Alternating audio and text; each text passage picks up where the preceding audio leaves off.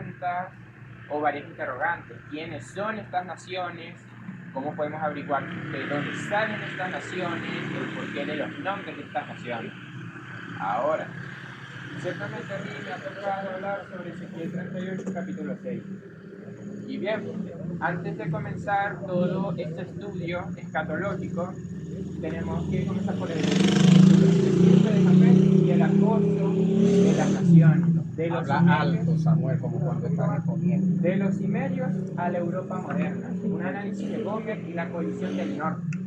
¿Ah? Ese es el título. No escuché el título. El título es La estirpe de Jafet y el acoso de las naciones. El acoso. Sí, el acoso. Ocaso. El ocaso de las ¿Puedes naciones. repetir el título, de verdad? El título es La estirpe de Jafet y el ocaso de las naciones. De los Amén, cimerios a amén, Europa así es. moderna. Un análisis de Gomer y la coalición del norte. Bien, Amén. si puedes pasar las imágenes. Amén. Lo primero que vamos a tener en cuenta es el contexto bíblico. Sí, Señor. Y si te pudieras devolver a la otra. Por favor. Sí, Señor. Antes que nada, antes de comenzar todo el contexto histórico y el contexto filológico, tenemos que tomar en cuenta primero el pasaje del cual vamos a crear todo este estudio como tal, el cual es Ezequiel 38:6, que vamos a citarlo de la siguiente forma, como dice la Sagrada Escritura. Gomer y todas sus tropas, la casa de Togarma de los confines del norte y todas sus tropas, muchos pueblos contigo. Aquí podemos observar claramente ciertas cosas. Número 1, la entidad de Gomer. Número 2, la entidad de Togarma, que se nos menciona muy cerca de Gomer. Número 3, todas sus tropas, los confines del norte. Aquí vamos a desentrañar todos los significados, porque ciertamente Ezequiel, cuando inspirado a través del Espíritu Santo, escribió este pasaje, cada una de las palabras tiene más peso que la otra. Y todas las palabras que dijo Ezequiel tienen un peso fundamental en la historia y el destino del pueblo israelita. Si pudieras pasar a la siguiente imagen, Ima. Vamos con el contexto bíblico. Aparte del pasaje que se acabó de citar, hay otras citas bíblicas que nos van a ser de mucha utilidad para lograr desentrañar qué es Gomer, por qué se nos menciona Togarma, por qué los confines del norte, el porqué de las tropas. Todo eso lo vamos a desentrañar, pero primero necesitamos el contexto bíblico, los demás pasajes. Si pudieras pasar a la otra imagen. Bien. Este pasaje es Ezequiel capítulo 5, versículo 5. Dice de la siguiente forma: así ha dicho el Señor Jehová, o así ha dicho Jehová el Señor. Esta es Jerusalén, la puse en medio de las naciones y de las tierras alrededor de ella. Si podrás pasar a la otra. El puntero. Este es Apocalipsis 3, versículo 3. Acuérdate pues de lo que has recibido y oído, y guárdalo, y arrepiéntete. Pues si no velas, vendré sobre ti como ladrón, y no sabrás a qué hora vendré sobre ti. Y este es Génesis capítulo 10, versículo 1. Los descendientes de los hijos de Noé. Tengo que leerlo. Los descendientes de los hijos de Noé, capítulo 1 hasta el 5, Génesis 10. Estas son las generaciones de los hijos de Noé, Sem, Can y Jafet, a quienes nacieron hijos después del diluvio. Los hijos de Jafet, Gomer, Magó, Madai, Javán, Subal, Meset y Tira. Los hijos de Gomer, Askenaz, Rifat y Togarma. Los hijos de Javán, Elisa, Tarsis, Kitim y Dodanim. De estos se poblaron las costas, cada cual según su lengua, conforme sus familias en sus naciones. Siguiente versículo, y me importa. Ezequiel 38, capítulo 6, que ya lo leímos, pero el que vendría siendo de más utilidad es el que sigue después de este. Ezequiel 38, versículo 15. Vendrás de tu lugar de las regiones del norte, tú y muchos pueblos contigo, todos ellos a caballo, gran multitud y poderoso ejército. Bien, si pudieras pasar el contexto histórico. Vamos ahora al contexto histórico. Tenemos muchos detalles por desentrañar. Se nos menciona caballos, se nos menciona la casa de Togarma, se nos menciona a Gomer. Antes de pasar directamente con el contexto histórico, necesitamos entender lo que vimos anteriormente. La primera vez que se nos menciona el nombre Gomer en la Biblia es en la tabla de genealogías de Génesis capítulo 10. Para ponernos un poco en contexto, después del diluvio, los únicos descendientes o los únicos humanos que poblaron la tierra fueron los descendientes de Noé. Sus hijos fueron Sem, Can y Jafet. En este caso, la descendencia de Jafet es la que nos interesa. Jafet tuvo un hijo primogénito. Su hijo primogénito se llamó Gomer. Aunque este Gomer no es el mismo Gomer que menciona Ezequiel.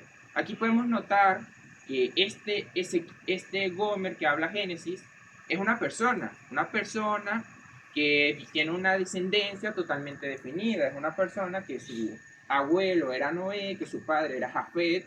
Aquí podemos notar eso. Aquí no entra ningún tipo de problema.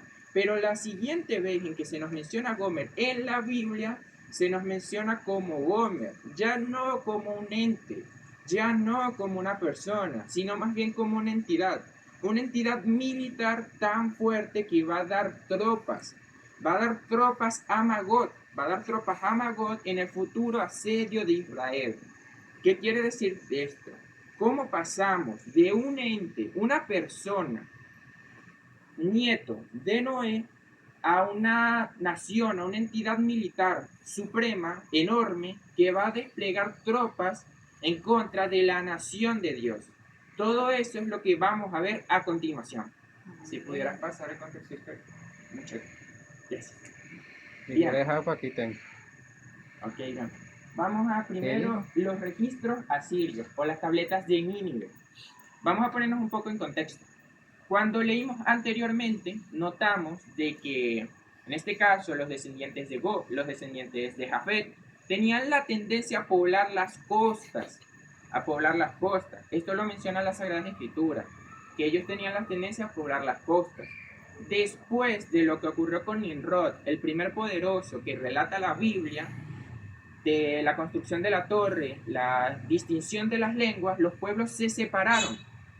Jafet, en este caso, las tribus jafetitas tomaron hacia el norte, hacia las costas. Si pudieras poner el mapa ahí, el mapa, sí, por favor. El mapa mundo. Por aquí exactamente. Bien. De Babilonia, las tribus de Jafet, las tribus jafetitas, se sentaron aquí, más arriba, por favor. No. Por acá. Exacto, por aquí. Las tribus jafetitas se asentaron en Moscú. Y ciertamente muchos eruditos de tanto ateos, tanto cristianos, tienen un mismo punto en común, que la tribu de Gomer pasó de llamarse Gomer, en los escritos asirios lo podemos encontrar como la tribu Gimiru o la tribu Gimirai. ¿Qué es lo que dicen los escritos asirios? Aquí se nos presenta a Gomer ya no como un nombre, ya no como una persona, sino ya como una entidad. ¿Qué es lo que podemos deducir de esto? Luego que ocurrió la dispersión por las lenguas, los descendientes de Jafet llegaron acá, llegaron a esta parte, y luego de esto se asentaron acá.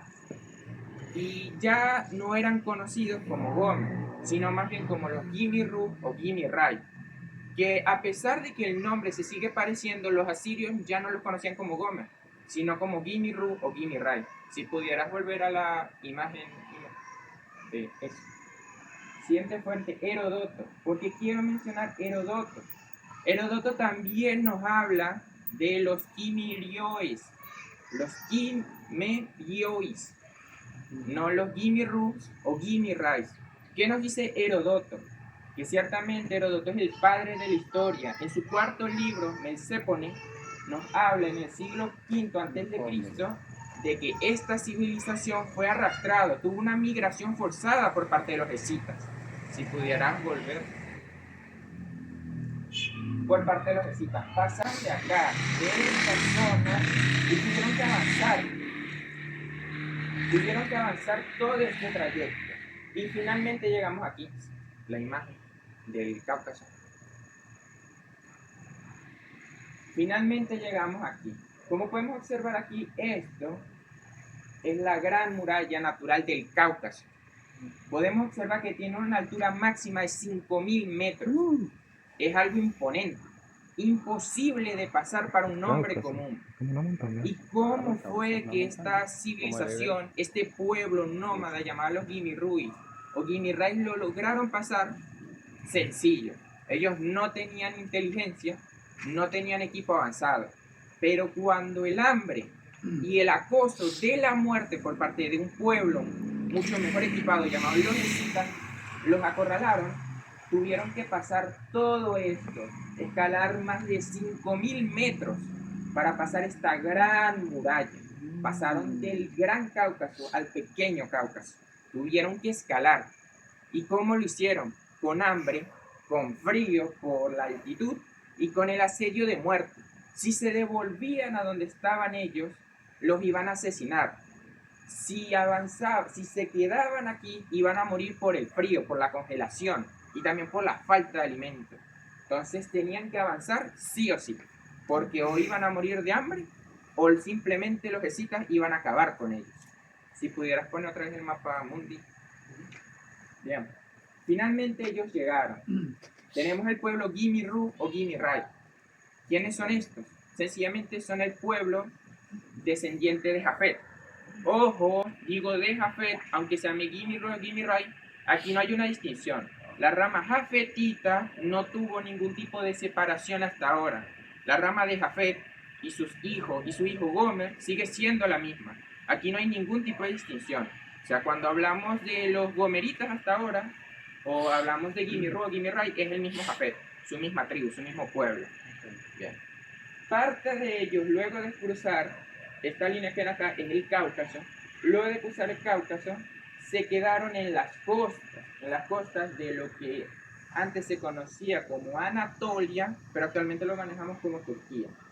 Parte se quedó en lo que vendría siendo las estepas o las costas al sur de la misma, al sur. Aquí ya notamos de que la civilización jafetita o los gomeritas, como lo registran los asirios, comenzó una separación. Los que se quedaron en las estepas al sur de Anatolia se les conocía como los taurinos. Los taurinos. Pilas, porque aquí van a comenzar ciertas distinciones. Ya notamos de que aquí comenzó la primera separación del pueblo jafetita, desde la separación de las lenguas por parte de Nimrod. Aquí ya notamos la primera distinción. Tenemos ahora a los Gimiru, Gimirai, según los registros asirios, las tablas de Nínive, y finalmente tenemos a los taurinos, que se quedaron en las estepas. Ahora bien, si pudieras poner el contexto histórico de nuevo. No, contexto histórico. Eso. Bien. Flavio Josefo. ¿Qué nos dice Flavio Josefo? Flavio Josefo nos menciona algo importantísimo. Nos menciona de que estos gomeritas eran, o sea, los gálatas de su tiempo, el siglo I después de Cristo, eran los mismos Gomer que conocemos aquí. Pero ¿cómo llegamos a este punto? ¿Cómo pasamos de los gálatas de Galacia a un pueblo que llegó recientemente a Anatolia, acechados por los escitas, por el hambre y por el frío del Cáucaso, pero que ahora pasaron de llamarse Gimiru o Gimirai a llamarse sencillamente Galacia, Gálatas? ¿Cómo pasamos de eso? Aquí comienza lo que vendría siendo la parte más histórica de toda esta presentación. Si pudiera. No, el mapa mundi. El mapa mundi. Sí. Bien. Parte de los Gimiru se asentaron en el oeste de Anatolia. Estos Gimiru ciertamente tenían hambre, frío y estaban amenazados de muerte. Aparte que ya habían sufrido la primera ruptura. ¿Y qué ocurrió con los Gimiru o Gimirais? Aquí ya podemos apreciar que este pueblo no era el típico pueblo que se echaba a cultivar, que se echaba a llorar porque sufrieron una ruptura, sino más bien que esto los motivó a ser más despiadados, ser más sanguinarios. La migración de donde ellos estaban, de Moscú, ocurrió en el siglo VIII a.C. Y finalmente su llegada hasta esta parte de Turquía llegó en el siglo VII antes de Cristo. Ahora bien, ¿qué ocurrió en este siglo VII? Aquí podemos observar el lado más despiadado de los Gimri-Ru o Gimri-Ray. Ellos llegaron a Turquía y destruyeron todo. Notamos un claro contraste entre el pueblo que fue amedrantado, que fue expulsado de su tierra primaria en el siglo VIII antes de Cristo, y el pueblo que llegó en el siglo VII antes de Cristo, destruyendo toda Turquía, a pesar de que les hacía falta una parte, que eran los taurinos, que se separaron a las estepas al sur, mientras que todo el pueblo permanecía en el oeste. Ahora bien, ¿qué hicieron ellos? Primeramente, comenzaron a destruir Frigia. Cuando hablamos de Frigia, no entendemos muy bien qué es esta zona. Frigia es sencillamente un reino que su comandante o su alto mando para ese entonces era el rey Midas, el de la legendaria historia. Y sí, cuando hablamos del hombre que tocaba todo en oro por un castigo de los dioses, ese era el rey al que los cimerios destruyeron su reino. En pocas palabras, ellos lo acorralaron. Agarraron Frigia y la destruyeron, en pocas palabras. Saquearon, conquistaron sus tesoros, conquistaron sus riquezas, sus huertos, y finalmente su rey, viéndose amenazado ante los cimerios, ¿qué es lo que hace? Ciertamente no busca una alternativa, sino que estaba tan acorralado y su reino estaba tan en crisis que decide envenenarse con sangre de toro, poniendo fin al primer reino desde que llegaron en el siglo VII a.C. Ya teníamos la primera conquista por parte de los cimerios. Ahora bien, esa no fue su última conquista. Ciertamente los mismos duraron el siglo VII antes de Cristo. La civilización, el pueblo nómada que más causó problemas en el Medio Oriente fueron los cimerios. Primero, como les dije anteriormente, destruyeron Frigia. Luego de Frigia, ¿cuál fue su siguiente conquista? Lidia. El rey que estaba de turno en aquel entonces de Lidia era el rey Giges. El rey Giges tuvo una batalla, tuvo un enfrentamiento contra los cimerios, pero aunque dio todo su potencial en batalla, finalmente todo terminó en caos. O sea, el rey Giges no pudo ganar. Finalmente, ¿cuál fue su siguiente enfrentamiento? Fueron con los asirios. Los cimerios, finalmente, después de estas dos grandes conquistas, tuvieron su enfrentamiento contra los asirios por parte del famoso rey Sargón II o Sargón el Grande. Aquí ellos tuvieron un enfrentamiento brutal contra este rey. Y digamos que a diferencia de los dos reyes anteriores, que como el rey Giges dio más pelea entre el rey Midas y el rey Sargón, digamos, de que destruyeron por completo a sus tropas. Tanto así de que tuvieron el cinismo de no entregar su cuerpo, como símbolo de humillación y de poderío por parte de los cimerios. Destruyeron a Lidia, destruyeron a Frigia y destruyeron a Siria. Aquí ya podemos notar el contraste entre la civilización que huyó por miedo a la muerte, por miedo al hambre, cruzando el Cáucaso, completando una tarea casi que inhumana, motivados por la amenaza de la muerte, la amenaza del hambre, la amenaza del frío, la amenaza de los escitas, la amenaza de la esclavitud, y esta civilización que llegó a Turquía, a Anatolia, y destruyó todos los reinos que se les pusieran en su contra. Y finalmente, ¿qué pasó? Tuvimos un siglo VII a.C. totalmente en favor hacia los cimerios. Tuvieron conquistas como Lidia, Frigia y Asiria. ¿Quién se podría levantar ante esta civilización? Asiria estaba en un caos político. Después de que Sargón, el héroe mitológico que para ellos era un semidios, un dios, muriera, tenían un caos, no solo político, sino más bien religioso. Murió nuestra más grande figura, murió nuestro Mesías. No nos entregaron su cuerpo. ¿Quiénes son estos demonios? ¿Quiénes son estos seres que vinieron de la infratura? Seres que vinieron del Tártaro a destruir nuestra civilización. Finalmente el rey de Frigia, el rey Midas, ¿qué ocurrió con él? Destruyeron a Frigia y al rey Midas lo obligaron a suicidarse. Y entonces, ¿qué podía ocurrir? El rey que tenía más riqueza, el rey, que representaba sinónimo de poderío y sinónimo de estatus, lo volvieron trizas, y finalmente el rey Gilles, uno de los reyes más importantes de Lidia, sencillamente lo asesinaron en batalla. Ahora bien, ¿quién podría levantarse ante esta civilización cimeria que tenía por completo dominado al Asia Menor y a este mundo occidental? Bien, esto ciertamente no fue una tarea muy fácil. Tuvieron que venir reyes pragmáticos. Si no saben lo que significa pragmático, es un sinónimo muy particular de astuto o de una inteligencia un poco malsana. Entre ellos tenemos al rey Azaradón. El rey Azaradón ciertamente fue el que vino después de Sennacherib, el hijo De Sargón. de Sargón. El rey Eso sale en la Azaradón Biblia. fue el que Sale vino en la después Biblia. de nuestro amigo Sennacherib. Ahora bien, ¿qué hizo el rey Azaradón? Él fue un rey muy inteligente. Viendo la amenaza siria, viendo las grandes conquistas que hicieron, que convirtieron un caos religioso, un caos político en todo Medio Oriente, él decide sencillamente contratarlos. Los contrata. Ok, no quiero guerra, no quiero batalla, quiero contratar a tus soldados. Toma oro, toma pan, toma parte de mi reino. Pero eso sí, yo estoy comprándote. O sea, no te puedes levantar ante mí. Pero eso sí, todo mi reino es tuyo. Pero ojo, esto es tuyo, pero no es que me lo vas a quitar.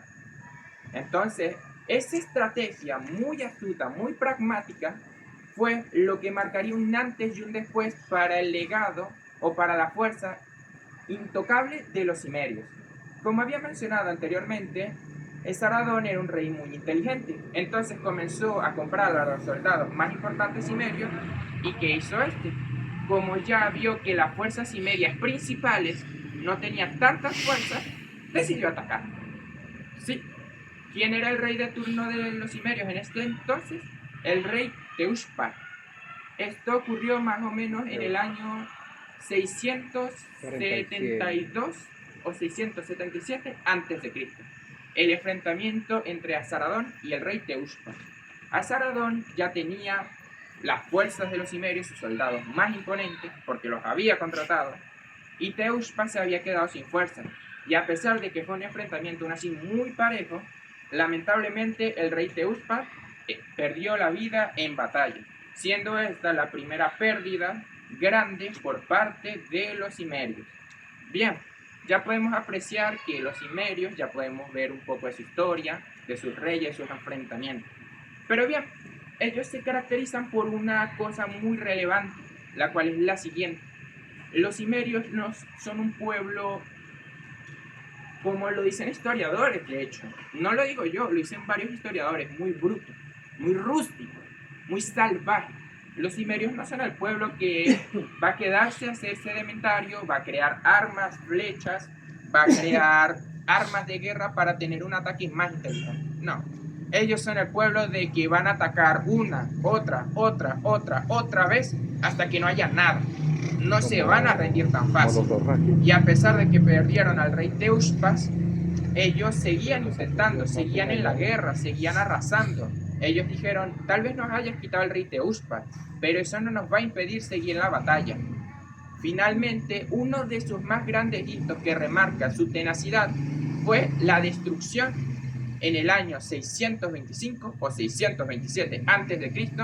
de la ciudad de Sardis, que curiosamente la ciudad de Sardis era la capital de Lidia. Entonces, Gilmer, ¿puedes poner el párrafo bíblico, el último contexto bíblico?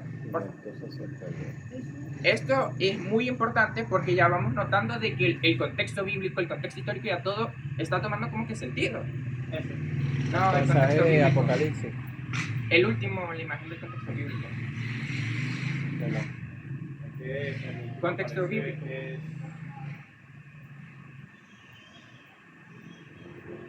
Para atrás, Samuel. Para atrás, el contexto atrás. bíblico. Para atrás. No, ese, no. Ese. Acuérdate Acuérdate pues de lo que has recibido y guardado y oído, arrepiéntete. guárdalo Que si no velas, y arrepiéntete, vendré sobre pues ti si no como velas, vendré sobre ti como ladrón y no sabrás a qué hora vendré sobre ti. Se preguntarán por qué yo no coloqué aquí un nombre, porque yo no coloqué aquí el libro, que es Apocalipsis 3. No puse cita a quién se estaba refiriendo el Señor en este pasaje. ¿Por qué? Ciertamente, como les había mencionado, la ciudad que destruyeron los cimerios por su tenacidad después de la pérdida del rey Teushpa y después de su primera pérdida oficial, para demostrar que ellos no se iban a dar por vencidos y que Medio Oriente era parte de ellos, adivinen qué ciudad fue la que invadieron. Pues nada más y nada menos que la ciudad de Sardis, la capital de Lidia. Y adivinen a qué iglesia del Asia Menor se está refiriendo el Señor en Apocalipsis. ¿A quién creen que está dedicado este párrafo? O este versículo. A Sardis. El Señor es una persona, aunque bueno, sé que suena bobo, pero el Señor sabe mucho de historia. Y ciertamente Él está utilizando la historia de Sardis para hacerlos reflexionar en el hecho de que si no se mantenían listos y no mantenían el estatus, no se mantenían atentos, iba a ocurrir lo mismo. Porque para que se den una idea, después de la derrota del rey Teushpas, Lidia se echó, como quien dice, a dormir. O sea, ay no, derrotaron al rey Teushpas, los cimerios. Nada, perdieron a su rey, tan débiles. No, a nosotros, a los lidios, ¿qué nos van a hacer? Ya el rey Guille les dio pelea. Ellos saben que esta batalla no va a ser fácil. Y aparte ni siquiera tienen rey.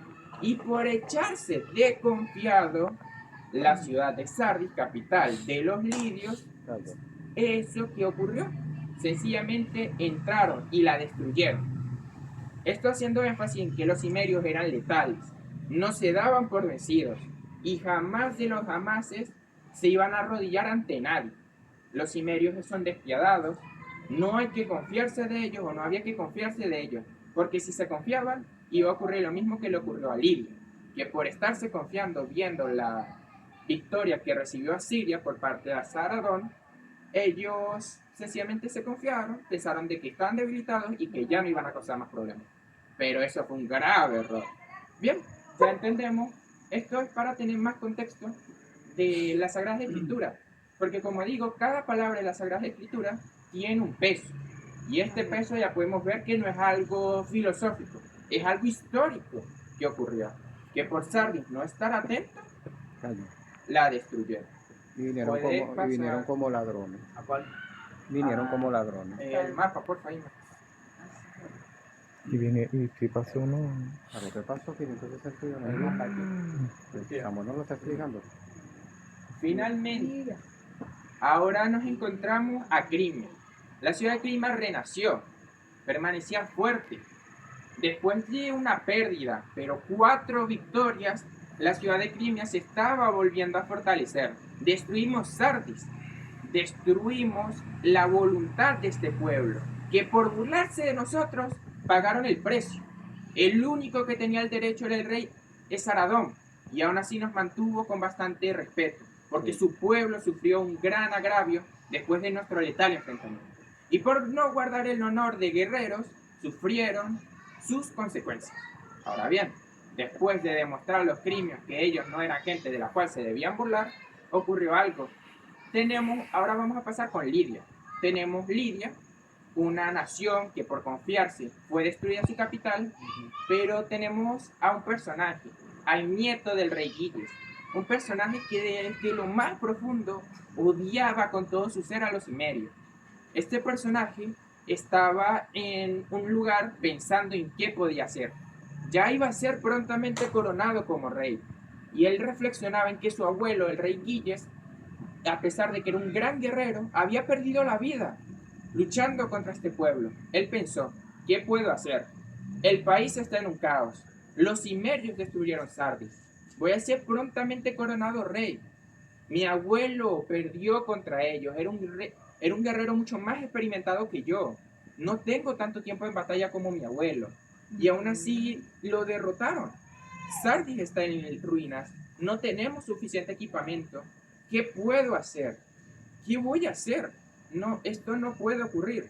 O sea, este rey se encontraba en un aprieto total. Su nombre era el rey Aliates. El rey Aliates de Lidia fue el penúltimo rey de Lidia, antes de que fuera devastada por Ciro II. Pero actualmente su amenaza no es Ciro II, su amenaza es Crimea. Digo, su amenaza son los Gimirú o Gimiray. Ah, ok. O sea, Sí, sí. entonces, bien, Los Cimerios. ¿qué ocurrió con los Gimirú, Gimiray o los Cimerios? Sencillo. Este rey estaba pensando en qué puedo hacer y se acordó de lo que había hecho el rey Esaradón. ¿Qué hizo el rey Esaradón? Yo sé que no puedo pelear contra ellos, pero los voy a comprar. Si no te puedo ganar, te voy a comprar para que trabajes para mí. Y es que claro, seamos realistas, los cimerios viendo que se la pasaban en situaciones deplorables, porque este pueblo era de puro bárbaro, puro guerrero, y no tenían la cortesía de, aunque sea, levantar una casa, unos sedimentos decentes, y vieron las tremendas edificaciones de Asiria, dijeron, Dios mío, este rey nos está ofreciendo tremendos palacios que no tenemos que construir a cambio de que luchemos para él, pero nuestro pueblo no construye nada, ni siquiera una casa decente, y estamos luchando por un territorio que ni siquiera podemos disfrutar. Entonces, obviamente los cimerios prefirieron al rey Saradón. Este rey Atiales de Lidia recordó esto, y entonces él reflexionó, ¿qué puedo hacer? ¿Qué puedo hacer? Ellos ya, Asiria tiene parte de ellos. El rey Saradón, desde que comenzó eso, los que siguieron después de él, comenzaron a comprar a los cimerios. Entonces, ¿yo qué puedo hacer? ¿Qué puedo ofrecerles? O sea, Asiria tiene mejores edificaciones, Asiria tiene mejor estatus, pero ¿qué puedo ofrecer yo? ¿Qué puedo ofrecer Lidia para que se una a los cimerios, debilitarlos y destruirlos? ¿Qué puedo hacer? ¿Y saben lo que hizo el rey Atiales de Lidia? Comenzó lo que vendría siendo uno de los hitos más importantes que se logró en el Oriente Medio: crear el dinero. Sí, tal como lo conocemos, el dinero. Si alguna vez se han preguntado, las primeras monedas de oro o plata vinieron de Oriente Medio. Y digamos que el rey Atiales, que se preguntó, estoy cansado de que el oro, pepitas de oro, estoy cansado de eso, estoy cansado de tierra por tierra, alimento. No, tengo que ser estratégico. Tengo oro, pero ese oro es muy difícil de llevar. ¿Qué puedo hacer? O sea, ¿cómo puedo transformar todos estos sedimentos de oro que tengo en algo que me sirva como para cambiar? O sea, si tengo el oro, pero el oro pesa, pero si yo saco ese oro, podría comprarlos a ellos. El oro puede ayudarme o puede ayudarlos a ellos a comprar alimentos, tierras. Entonces, ¿qué puedo hacer? Pero el oro está ahí. Moneda, tengo que cortarlo, pero ¿cómo cortarlo? Moneda, círculo, una moneda. Y ¡pum! Digamos que por estrés y viendo que su reino se encontraba en un aprieto total, ocurrió una maravillosa idea.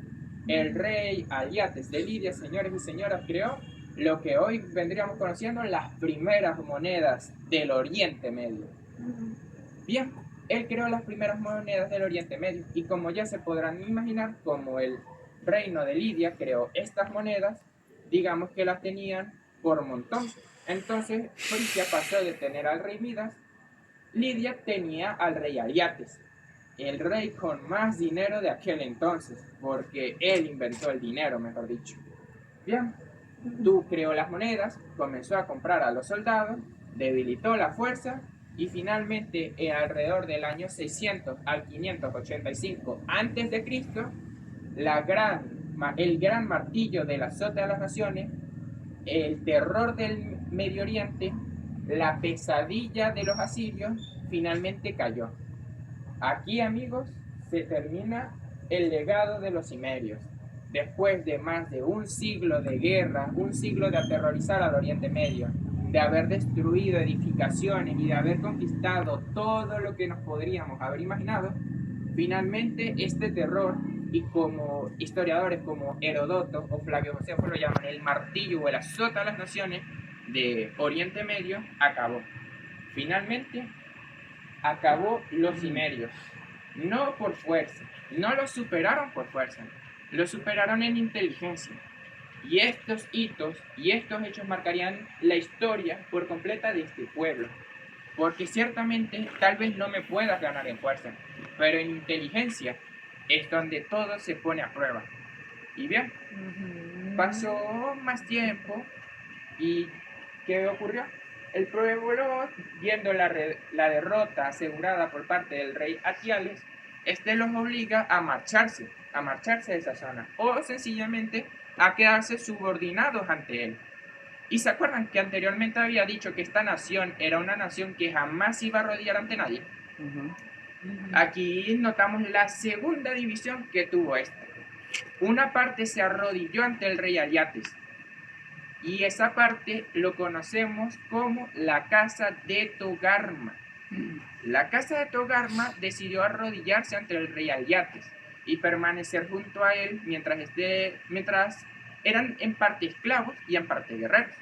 Bien, ahora Togarma, como pudimos leer en la tabla genealógica, era el hijo de Gomer, era un hijo de Gomer.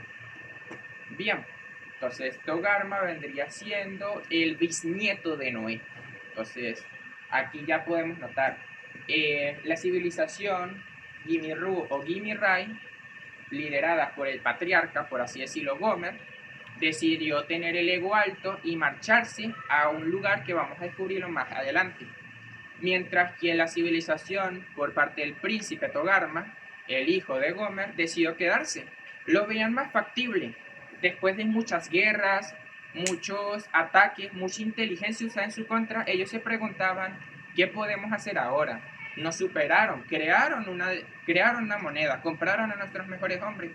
Ahora, ¿por qué quieres seguir luchando, padre? Le decía Togarma a Gomer, por así decirlo, o sea, las casas.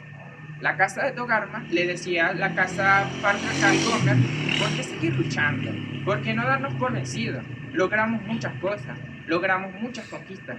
¿Por qué no terminamos todo aquí en Medio Oriente? Vinimos, arrasamos y finalmente perdimos. Es normal. La casa de Gomer le contestaba, no podemos quedarnos aquí. Tenemos honor, tenemos que seguir luchando. Jamás nos daremos por vencidos. Y jamás agacharé mi cabeza ante ningún rey, a menos que me la decapiten. Y aquí finalmente hubo la ruptura. Aquí, por parte del rey Aliates, en esta parte de Anatolia, se quedaron los descendientes de Togarma. Estos, después de la derrota que hubo por parte de este rey, se quedaron ahí. Mientras que los descendientes del rey Gomer, o del patriarca Gomer, decidieron irse. Imagínenselo así, Togarma decidió quedarse por miedo, por inteligencia, y también porque ya estaba cansado de tantas guerras. Gomer, decepcionado y viendo la cobardía, decide irse, sin importarle que la casa de su hijo se haya quedado ahí. Entonces avanza a la casa de Gomer. Y bueno, digamos que se vieron obligados a, puedes poner mapa un poco pequeño y más para eso. Se vieron obligados a avanzar por todo esto. Pila por... no, me equivoqué. No avanzaron por aquí porque tendrán que avanzar el Cáucaso nuevo y eso no pasó. Me equivoqué. Ellos avanzaron por aquí. Por este trecho, pasaron. Sube, porfa. Llegaron... A ver... Avanzaron y vamos a detenernos por acá. Europa Occidental. El antes y el después.